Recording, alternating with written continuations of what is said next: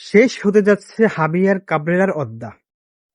Pep গার্দিওলার ছোট ভাই হাভিয়ার কাবরেরার বাংলাদেশের কোচিং অধ্যা শেষ হতে যাচ্ছে।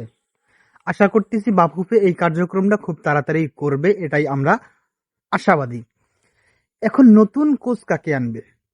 যেটা গুঞ্জন শুনতেছি পিটার বাটলারকে নাকি আনবে। এখন কথা হলো পিটার বাটলারকে কেন আনতে হবে? পিটার বাটলার সে নারী দলের কোচ, নারীদেরকে নিয়ে ভালো একটা শেপে আছে, নারী দলটা গুছাইছে, সামনে বিগ ম্যাচ আছে, এশিয়া কাপ আছে, এমনকি নারী বিশ্বকাপ খেলার একটা সুযোগ বাংলাদেশের নারীদের আছে।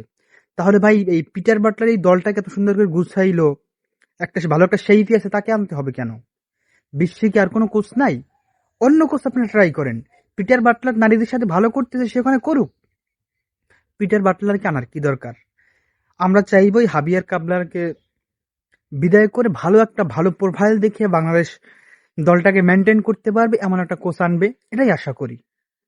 আরে হাভিয়ার কাবরাকে বিদায় দেওয়া হোক, এটাই চাই। আর পিটার বাটলারকে না আনুক, সে যেখানে আছে ওই স্থানেই থাকুক, এটাই কামনা।